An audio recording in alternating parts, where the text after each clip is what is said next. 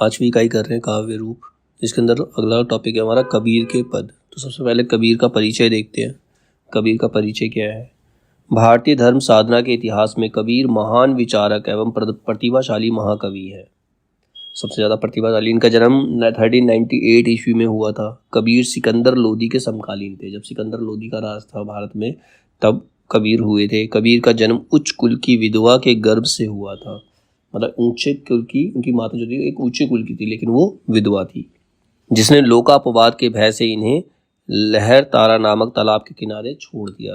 अब एक विधवा थी, उसको बच्चा हुआ तो उसने सोचा कि लोग, जैसे कुंती ने कर्ण को छोड़ दिया था उसी प्रकार से उनकी माता ने भी इनको तालाब के किनारे छोड़ दिया। भाग्यवश नीलू नामक जुलाहा अपनी पत्नी नीमा के साथ वहां से गुजर रहा था, जो इसे उठाकर घर ले गया, उसका पालन पोषण किया। तो एक जुलाहा था जो कपड़े बना सूत काटते हैं, वो वहां से गुजर रहा था तो उसको उनको उठा करके वो अपने घर ले गया, उनका पालन पोषण किया। ये गुरु रामानंद के शिष्य थे। इनके जो गुरु थे, गुरु का नाम रामानंद था। इनकी 2 संतानें थी। इनकी पत्नी का नाम लोई तथा पुत्र व पुत्री का नाम कमाल व कमाली था। पुत्र का नाम कमाल था, पुत्री का नाम कमाली था। इनका प्रारंभिक जीवन काशी के अंतिम जीवन मगहर में बीता। इनका प्रारंभिक शुरुआती जीवन जो था वो काशी में बीता था। काशी में इन्होंने अपना जो भी दोहे वगैरह जो भी लिखे सब इन्होंने बोले, और मगहर में इनका जीवन का अंतिम समय आया। मगहर को एक श्रापित प्रदेश माना जाता है कि मगहर में जो इसकी मृत्यु होती है उसको स्वर्ग प्राप्त नहीं हो सकता। वो जानबूझकर मगहर गए थे। कहते काशी में मरने से तो सबको स्वर्ग प्राप्त हो जाता है, लेकिन मगहर में मरकर स्वर्ग प्राप्त हो तब देखते हैं। तो जान के वहाँ मगहर में अंतिम समय में गए। निरक्षर होने के पश्चात भी कबीर बड़े बड़े दार्शनिकों विद्वानों के कथन को कागज की लेखी कहकर ठुकरा देते थे। वो निरक्षर से बिल्कुल अनपढ़ थे, उनको लिखना पढ़ना कुछ नहीं आता था, फिर भी उन्होंने इतनी बड़ी बड़ी बातें बोली और बड़ी बड़ी बातों को इन्होंने कागज लिखी, सिर्फ एक कागज पे लिखने लायक है ये कहकर ठुकरा दिया उनको। तार्किकता के क्षेत्र में अत्यंत शुष्क, हृदयहीन, तीक्ष्ण प्रतीत होने वाले कबीर भक्ति की भावधारा में बहते समय सबसे आगे दिखाई देते हैं। मतलब वो एकदम से हृदयहीन थे, उनके मन में कोई दया भाव नहीं था। ये नारी की तो बिल्कुल विपरीत थे, नारी के तो बिल्कुल ही विपरीत थे, लेकिन फिर भी जब भक्ति की बात आती थी तो उस भावधारा में बह जाते थे। निरक्षरता को कवि ने स्वयं स्वीकार किया है। उन्होंने खुद कहा कि मैं निरक्षर हूँ, अच्छा हूँ, कोई दिक्कत नहीं है। जैसे लिखा है, मसी कागज छूयो नहीं, कलम गयो नहीं हाथ। मैंने कभी कागज को भी नहीं छुआ, कभी कलम को हाथ नहीं लगाया। अब इनकी मृत्यु कब हुई? कबीर जी इनके जन्म की भांति इनके निधन काल पर भी विद्वानों में मतभेद है। कबीर पंथियों के अनुसार उनका संवत 1575 में निधन हुआ था। डॉक्टर पीताम्बर बर्थवाल ने संवत 1505 में 1505 में तथा डॉक्टर माता प्रसाद गुप्त ने संवत 1569 में कबीरदास जी का निर्वाण स्वीकार किया। निर्वाण मतलब इनकी मृत्यु हुई, परंतु इन सभी मतों में संवत 1575 ही कबीरदास जी का निधन काल उचित व तार्किक प्रतीत होता है। कबीरदास जी स्वयं तो शिक्षित नहीं थे, अतः उन्होंने अपने हाथों से किसी भी कृति की रचना नहीं की। पढ़े लिखे नहीं तो कोई भी रचना उन्होंने करी नहीं। प्राय उनके शिष्य उनकी वाणियों, सखियों और लिपिबद्ध करते थे। जो उनके शिष्य थे, जो भी वो बोलते थे उसको वो लिखते थे। जो भी वाणी, सखी जो बोला उन्होंने सब उनके शिष्यों ने लिखा। अतः कबीरदास जी की प्रमाणिक रचनाओं के संबंध में विद्वानों में मतभेद है। डॉक्टर एच विल्सन ने उनकी प्रमाणिक रचनाओं की संख्या 8 मानी है। जो प्रमाणिक है 8 रचनाएं उन्होंने की हैं। पादरी वेस्ट कांट ने उनके ग्रंथों की संख्या 82 मानी है। डॉक्टर राम कुमार वर्मा ने उनकी रचनाओं की संख्या 85 मानी है। परंतु यहाँ यह अवश्य स्वीकार करना होगा कि प्राय सभी विद्वानों ने 3 जो इनके मेन ग्रंथ है, बीजक, आदि ग्रंथ और कबीर ग्रंथावली में संकलित रचनाओं को कबीरदास जी की प्रमाणिक रचनाएं, इन तीनों के अंदर जो भी उनकी संकलित रचनाएं हैं इनमें से केवल बीजक ही सर्वाधिक प्रमाणित रचना है। सबसे ज्यादा प्रमाणिक कौन सी है? बीजक। इस ग्रंथ को 3 भागों में बांटा गया है। बीजक को 3 पार्ट में डिवाइड किया है, साखी, सबद और रमैनी। साखी, सबद और रमैनी, शब्द नहीं है, सबद, ठीक है।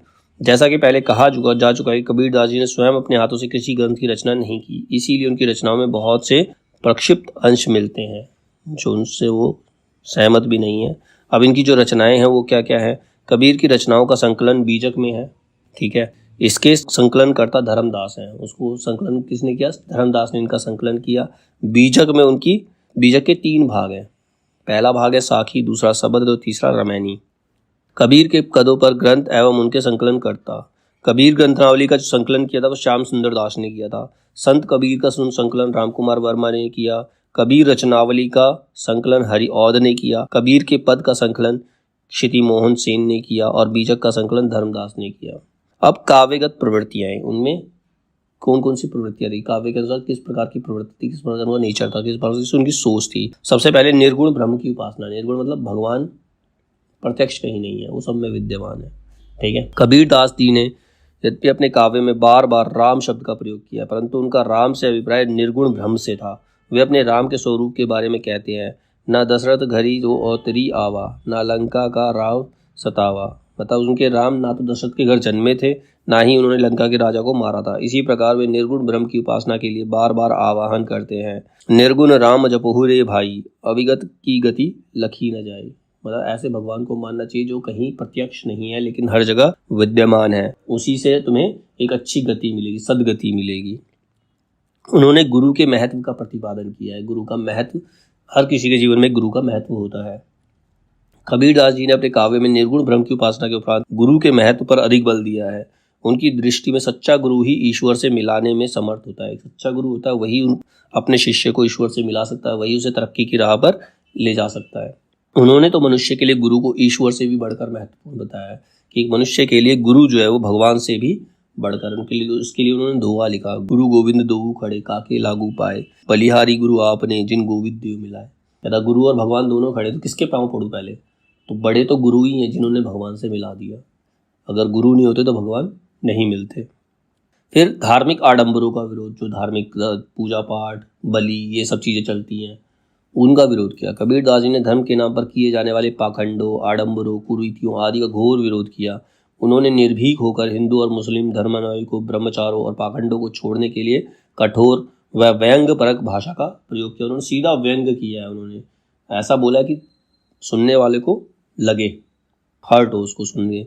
उदाहरण के लिए वे हिंदू की मूर्ति पूजा का विरोध करके लिखते हैं, पाथर पूजे हरि मिले तो मैं पूजू पहाड़, ताते तो चाकी भली पीस खाए संसार।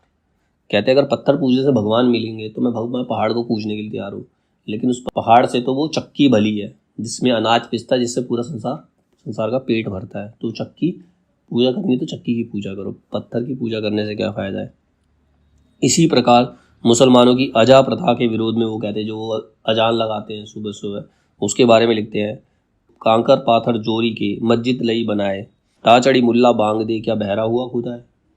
कहते हैं तुमने कंकड़ पत्थर जोड़कर मंदिर बना ली और उस पर चढ़कर तुम बांग दे रहे हो मुर्गे की तरह, क्या तुम्हारा अल्लाह बहरा है, तुम्हारा खुदा बहरा है। तो ये सीधा व्यंग करते हैं ताकि सुनने वाले को, ताकि सुनने वाले को लगे, हर्ट हो।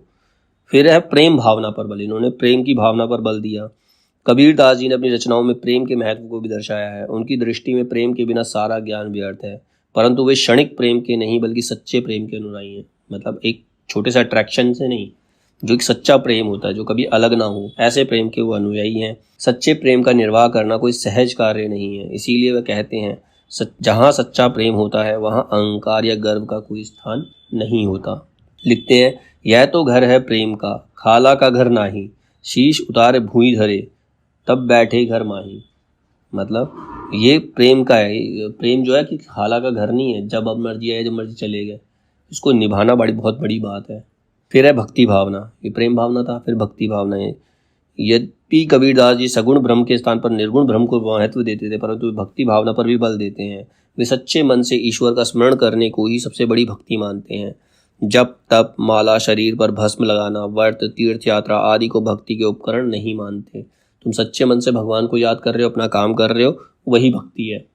वे तो कहते हैं जप तप संयम साधना सब सुमिरन के माही। ये सब कुछ जब तुमने याद कर लिया भगवान को तो तुम्हारे सिमरन में ही सारी चीज़ें हो जाती हैं। कबीर जाने भक्त जन सुमिरन सम कुछ नाही। जो कुछ भी कर लो, भगवान को याद करने से बढ़कर कुछ नहीं है। फिर इन्होंने जाति पाति का विरोध किया। जाति के नाम पर जो लोग एक दूसरे पर भेदभाव करते हैं उसका भी विरोध किया उन्होंने। कबीरदास जी ने अपने काव्य में जाति पाति, वर्ग, वर्ण व्यवस्था आदि का घोर विरोध किया है। वस्तुतः वे मानवतावादी दृष्टिकोण से समाज की स्थापना करना चाहते थे, जिसमें ना कोई ऊंच नीच का भेदभाव होगा, ना कोई ब्राह्मण शूद्र का। उन्होंने अनेक स्थानों पर जाति पाति का भेदभाव रखने वाले हिंदुओं और मुसलमानों को कड़ी फटकार लगाई है। कहते हैं, जो तू बामन बामनी जाया तो और मारग ते क्यों ना आया, जो तू तुरक तुर्किनी का जाया तो भीतर खतना क्यों ना कराया। तो वो कहता है अगर तू ब्राह्मण बामनी का जाया है तो तू उसी रास्ते से क्यों आया जिस रास्ते से सब आए हैं। हर किसी का जन्म तो इसी एक ही प्रकार होता है। और दूसरा कहता है तू अगर तुर्क और तुर्की का जाया है तो तेरा खतना बाहर आके ही क्यों हुआ, भीतर ही खतना क्यों नहीं करा गया? तो सीधा ठेठ भाषा में इन्होंने लताड़ा है, हिंदुओं को भी मुसलमानों को भी जाति पाति का इन्होंने प्रॉपर विरोध किया। फिर है विषय वासना व मोह माया का विरोध, मन में जो वासना होती है मोह माया उसका भी विरोध इन्होंने किया है। कबीर दास जी ने अपने काव्य में मनुष्य को ईश्वर साधना में लीन होने का संदेश दिया है। वे ईश्वर प्राप्ति के मार्ग में विषय वासना व मोह माया को सबसे बड़ी बाधा मानते हैं। जहाँ मोह है, माया है, वहाँ व्यक्ति ध्यान नहीं लगा सकता, कंसंट्रेट नहीं कर सकता। अतः उन्होंने अनेक स्थलों पर मनुष्य को मोह माया त्यागने की प्रेरणा दी है। जैसे लिखा है इन्होंने, माया महा ठगनी हम जानी, त्रिगुण फांसी लिए कर डोले, बोले मधुरी बानी। तो कहते हैं माया जो है ठगनी है, मीठी बोली बोलकर सबको फांसी तक भी ले जा सकती है माया। तो मतलब जो व्यक्ति माया में फंसा है तो वो मृत्यु तक भी चला जाएगा, उसको पता नहीं चलेगा। तो माया ऐसी ठगनी है। उसके बाद नारी के प्रति संकीर्ण विचारधारा, इनकी नारी के लिए बहुत ही छोटी सोच थी। मतलब कहीं कहीं इन्होंने नारी को सही माना, लेकिन इन्होंने ज़्यादातर नारी का विरोध ही किया। क्योंकि सबसे बड़ा कारण इसका ये था क्योंकि उनकी माँ ने इनको जन्म लेते ही नदी के किनारे छोड़ दिया लोक लाज के भय से। इस वजह से इनके अंदर नारी के लिए प्रति नफरत थी। कबीर दास जी ने नारी के प्रति संकीर्ण मानसिकता व दृष्टिकोण को अपनाया। यद्यपि उन्होंने 2 स्थलों पर पतिव्रता नारी की प्रशंसा भी की है, 1-2 स्थान पर पतिव्रता नारी की इन्होंने प्रशंसा भी की, परंतु अधिकांश स्थलों पर उन्होंने नारी को त्याज्य घोषित किया है। नारी के साथ नहीं रहना चाहिए, कहीं पर उसे कामिनी, कहीं विष का रूप बताया है। इसका कारण यही है कि वे संत कवि थे और अधिकांश संतों ने नारी को भक्ति मार्ग में बाधा के रूप में ही देखा है। अगर भक्ति मार्ग में अगर नारी बीच में आती है तो नारी जो है वो तो बड़े बड़े ऋषियों का भी तप भंग कर सकती है। निम्न दोहे ने कबीरदास जी की नारी विषयक संकीर्ण मानसिकता को दर्शाया है। कहता है, नारी की झाई परत अंधा होत भुजंग, कबीरा तिनकी कौन गति जो नित नारी के संग। कहता है नारी की तो परछाई पड़ने से सांप भी अंधा हो जाता है, तो उस व्यक्ति का क्या हाल होगा जो हमेशा नारी के साथ रहता है। तो ऐसा उन्होंने कहा। इसके बाद रहस्यवाद, कबीरदास जी ने अपने काव्य में ब्रह्म, जीव आदि के प्रति अपनी गहन जिज्ञासा भी प्रकट की। उन्होंने ईश्वर के स्वरूप को समझाने के लिए उसे प्रियतम के रूप में चित्रित किया। ईश्वर को प्रियतम बनाया, इन्होंने प्रिय बनाया अपना, तथा जीव की आत्मा को उसकी प्रेयसी बताया। जो हमारी आत्मा है वो ईश्वर की प्रेमिका है। यह आत्मा रूपी प्रेयसी अपने प्रियतम से मिलने के लिए दिन रात व्याकुल रहती है। उनके निम्न पद में रहस्यवादी भावना को देखिए। जल में कुंभ, कुंभ में जल, है भीतर बाहर पानी, फूटा कुंभ जल जल ही समाना, यह तय कयो गयानी। जैसे आत्मा और ब्रह्म एक दूसरे में लीन है। जैसे चाहे पानी में घड़ा हो या घड़े में पानी हो, फूटेगा तो भी पानी में है, नहीं फूटेगा तो भी पानी में। ऐसे ही आत्मा और परमात्मा है, एक दूसरे के बिना उनका कोई मोल नहीं है। फिर नीति व उपदेश का प्राधान्य, उन्होंने नीति और उपदेश को समझाया लोगों को। कबीरदास जी ने अपने काव्य में अनेक नीति परक और उपदेश परक दोहों की रचना भी की है। वे मनुष्य को कुसंगति व सुसंगति के संबंध में उपदेश देते हुए कहते हैं, कबीर संगत साध की, हरे और की व्याधि, संगत बड़ी बुरी कुसाद की, आठों पहर उपाधि। कहता है कबीर संगत साध की, साधु मतलब अच्छे व्यक्ति की जो संगत है वो एक दवाई का, व्याधि मतलब दवाई का काम करती है, तुम्हारे जख्मों को ठीक कर सकती है। लेकिन संगत बुरी कुसाद की, बुरे व्यक्ति की संगत तुम्हें आठों पहर चिंता देती है। इसी प्रकार में मधुर वाणी के संबंध में कहते हैं, ऐसी बानी बोलिए मन का आपा खोए, औरन को शीतल करे आपहु शीतल होए। कहते हैं ऐसी बात हमें बोलनी चाहिए कि जिसको सुनकर मन का आपा ही खो जाए, दूसरे को तो शांति प्रदान करेगी और तुम्हें खुद भी शांति मिलेगी, तुम खुद भी शांत हो जाओगे। इस प्रकार की वाणी का इस्तेमाल करना चाहिए। तो ये उन्होंने नीति और उपदेश दिए हैं। उनकी भाषा और शैली कैसी थी? भाषा एवं शैली, हमें कबीरदास जी को काव्य रचनाओं में विविध प्रकार के शब्दों का समावेश मिलता है। अलग प्रकार के शब्द, अलग अलग प्रकार के शब्द इन्होंने लिखे हैं। उनके पाठ में भी अंतर मिलता है। इसका कारण यही है कि उनकी रचनाएं प्राय उनके शिष्यों द्वारा लिखी गई थी। फलतः उनके निजी विचारों, उनकी मातृभाषा का भी कबीर वाणी पर प्रभाव पड़ा है। मतलब कबीर जो बोलते थे उनके शिष्य लिखते थे। अब वो शिष्य तो एक जैसे होते नहीं थे, अलग अलग जगह से आते थे, तो इसीलिए अलग अलग भाषाओं का समावेश उसमें दिखाई देता है। दूसरी ओर कबीरदास जी ने देशाटन करते समय प्राय वहाँ के स्थानीय शब्दों का ही अधिक प्रयोग किया। देशाटन मतलब उन्होंने अलग अलग जगह यात्राएं की और जहाँ गए वहीं के शब्दों का उन्होंने इस्तेमाल किया। फलतः उनकी रचनाओं में अनेक भाषाओं, ब्रज, अवधी, राजस्थानी, पंजाबी आदि के शब्दों का समावेश हुआ है। इसी कारण उनकी काव्य भाषा को खिचड़ी भाषा कह सकते हैं, खिचड़ी या सदुकड़ी भाषा, जिसमें बहुत सारी भाषाओं का मिश्रण होता है। परंतु यह अवश्य स्वीकार किया जाना चाहिए कि उनका भाषा पर पूरा अधिकार था और उनकी भाषा उनके विचारों के व्यक्तित्व के समान प्रखर व प्रभावशाली थी। आचार्य हजारी प्रसाद द्विवेदी ने उन्हें वाणी का डिक्टेटर कहा है। वाणी का डिक्टेटर मतलब कहीं पर किसी भी भाषा को इस्तेमाल कर सकते हैं, सब पे उनका पूरा कंट्रोल है। तो वाणी के डिक्टेटर के रूप में उन्हें माना है किसने? आचार्य हजारी प्रसाद द्विवेदी ने। फिर है कबीर की भाषा। कबीर की भाषा की शक्ति और क्षमता का परिचय उनके शब्द भंडार से मिलता है। उनका शब्द भंडार असीम था, उनके पास बहुत सारे शब्द थे अपनी बात को कहने के लिए। तत्कालीन प्रचलित ब्रज, अवधी, खड़ी बोली, बुंदेली, राजस्थानी, भोजपुरी आदि बोलियों के अतिरिक्त पंजाबी, गुजराती इत्यादि भारतीय भाषाओं तथा अरबी, फारसी आदि विदेशी भाषाओं के लोक प्रचलित शब्द उनके काव्य में अनायास और स्वाभाविक रूप से प्रयुक्त दिखाई पड़ते हैं। मतलब उन्होंने हिंदुस्तान की भाषाओं को तो लिया, बल्कि अरबी और फारसी जैसी विदेशी भाषाओं के शब्द भी उन्होंने यूज किए। उन्होंने शब्दों का चयन जीवन के विस्तृत क्षेत्र से किया है, मतलब जिस क्षेत्र में गए वहीं के शब्दों का उन्होंने इस्तेमाल किया।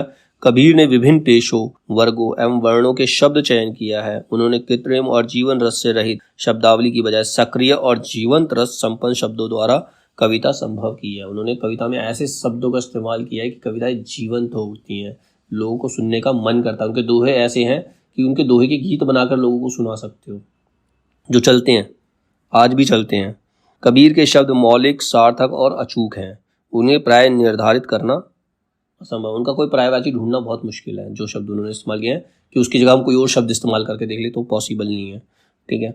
कबीर का शब्द ज्ञान गहन है। शब्द ज्ञान जो था उनका बहुत गहरा था। पढ़े लिखे नहीं थे, अनपढ़ थे, लेकिन शब्दों का ज्ञान उन्हें पूरा था। अरबी फारसी का कबीर के समकालीन सांस्कृतिक राजनीतिक परिदृश्य पर गहरा हस्तक्षेप है। अरबी फारसी क्रमशः तत्कालीन धर्म एवं राजभाषा के रूप में प्रचलित थी। कबीर ने इन भाषाओं से परहेज नहीं किया। अरबी फारसी यहाँ हिंदुस्तान की भाषा नहीं थी, लेकिन उन्होंने उसको भी अपनाया, उससे भी परहेज उन्होंने नहीं किया, क्योंकि कबीर शब्द चयन की दृष्टि से सांप्रदायिक नहीं थे। वो ये नहीं कहते थे कि मैं इस क्षेत्र का तो इसी क्षेत्र को मैं बढ़ावा दूंगा।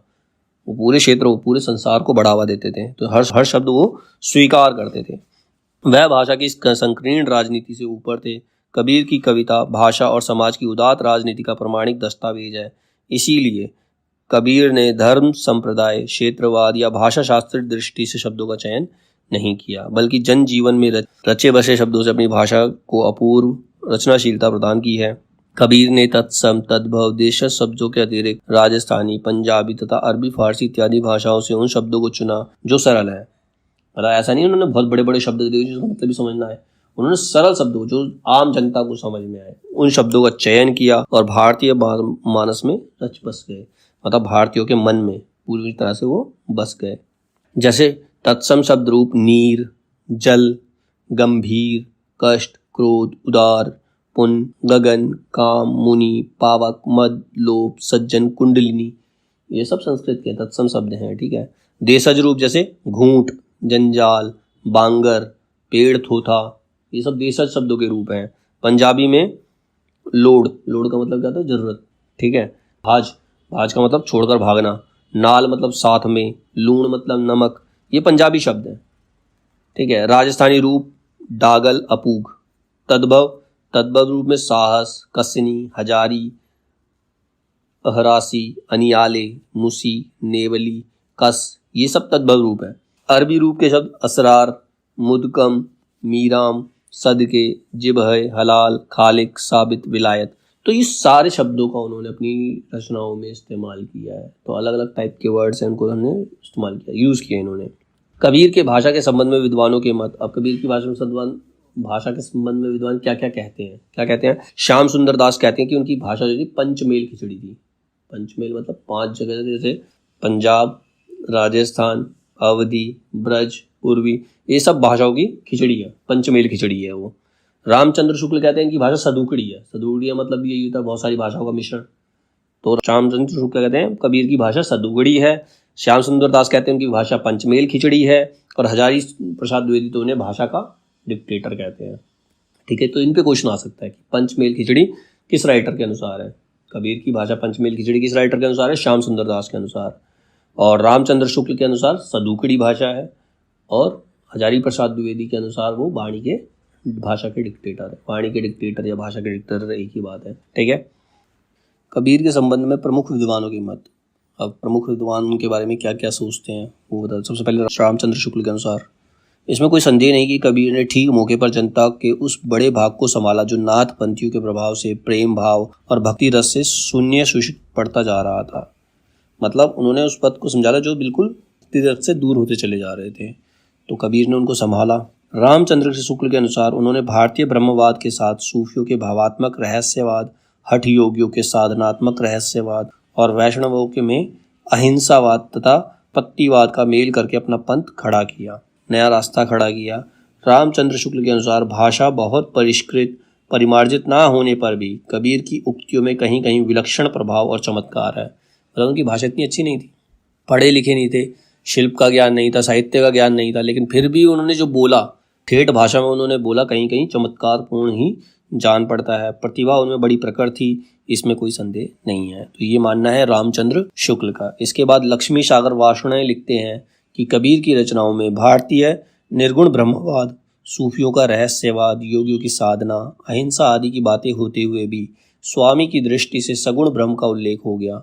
डॉक्टर श्याम सुंदर दास के अनुसार जहाँ कबीर की राख को समाधिष्ठ किया गया था, वह स्थान बनारस में अब तक कबीर चौरा के नाम से प्रसिद्ध है। और जहाँ पर उनकी राख को संभाला गया वो आज भी कबीर चौरा के नाम से वहाँ पर है। हजारी प्रसाद द्विवेदी के अनुसार हिंदी साहित्य के 1000 वर्षों के इतिहास में कबीर जैसा व्यक्तित्व लेकर कोई लेखक उत्पन्न नहीं हुआ। ऐसी पर्सनैलिटी किसी भी लेखक की नहीं थी। महिमा में यह व्यक्तित्व केवल एक प्रतिद्वंदी जनता है। तुलसीदास और हजारी प्रसाद द्विवेदी के अनुसार कबीर ने ऐसी बहुत सारी बातें कही जिससे समाज सुधार में सहायता मिलती है, पर इसीलिए उनको समाज सुधारक समझना गलती है। मतलब बहुत सारी ऐसी बातें कही हैं जो समाज में सुधार ला सकते हैं, लेकिन वो समाज सुधारक नहीं थे। डॉक्टर बच्चन सिंह के अनुसार कबीर की भाषा संत भाषा है। भाषा की यह स्वाभाविकता आगे चलकर प्रेमचंद में ही मिलती है। और डॉक्टर श्याम सुंदर दास कहते हैं कि कबीर की भाषा का निर्णय करना टेढ़ी खीर है, उसको कोई समझना आसान नहीं है, क्योंकि वह खिचड़ी है। लक्ष्मी सागर वार्ष्णेय लिखते हैं कबीर प्रधानतः उपदेशक और समाज सुधारक थे। डॉक्टर नगेंद्र के अनुसार भारतीय धर्म साधना के इतिहास में कबीरदास ऐसे महान विचारक और प्रतिभाशाली महाकवि हैं। हजारी प्रसाद द्विवेदी के अनुसार वे सिर से पैर तक मस्त मौला स्वभाव के फक्कड़ फकीर हैं। हजारी प्रसाद द्विवेदी के अनुसार भाषा पर कबीर का जबरदस्त अधिकार था, वे वाणी के डिक्टेटर थे। आचार्य शुक्ल के अनुसार सांप्रदायिक शिक्षा और सिद्धांत के उपदेशक मुख्यतः साखी के भीतर हैं, जो दोहों में है। इसकी भाषा सदुकड़ी अर्थात राजस्थानी पंजाबी मिली खड़ी बोली है। सदुकड़ी मतलब राजस्थानी और पंजाबी जब खड़ी बोली में मिक्स होती है तो सदुकड़ी भाषा बन जाती है। आचार्य शुक्ल के अनुसार निर्गुण पंथ में जो थोड़ा बहुत ज्ञान का पक्ष है वे वेदांत से लिया गया है। जो प्रेत तत्व है वह सूफियों का है। अहिंसा और प्रपत्ति के अतिरिक्त वैष्णवता का कोई अंश उनमें है नहीं। उनके सुरती में नृत्य शब्द बोध सिद्ध हो गया है। डॉक्टर चंद्रबंदी पांडे कहते हैं कबीर का रहस्यवाद प्राय शुष्क और नीरस है। उनका रहस्यवाद जो बिल्कुल नीरस, में कोई रस नहीं है। डॉक्टर बच्चन सिंह लिखते हैं कि यह कहना कि वे समाज सुधारक थे ये गलत है। ये कहना कि वे धर्म सुधारक थे ये भी गलत है। यदि सुधारक थे तो रेडिकल सुधारक, मतलब छोटी छोटी बातें बोली उन्होंने, कोई बड़ी लंबा चौड़ा कोई संस्था नहीं बनाई उन्होंने ऐसी कोई। वे धर्म के माध्यम से समाज में क्रांतिकारी परिवर्तन लाना चाहते थे। आचार्य हजारी प्रसाद द्विवेदी के अनुसार कबीर भगवान के नरसिंह अवतार के मानव प्रतिमूर्ति थे। नरसिंह अवतार जो हुए थे जिन्होंने हिरण्यकश्यप का वध किया था, उन्हीं की प्रतिमूर्ति थी। उन्होंने समाज से बुराई का ऐसे ही अंत किया है। डॉक्टर गणपति चंद्र गुप्त लिखते हैं कबीर की सैद्धांतिक व दार्शनिक मान्यताएं अद्वैतवाद के अनुकूल है। व्यवहारिक क्षेत्र में कबीर पूर्णतः प्रगतिशील दिखाई पड़ते हैं, मतलब वो आगे ही बढ़ते हैं, कहीं रुकते नहीं हैं।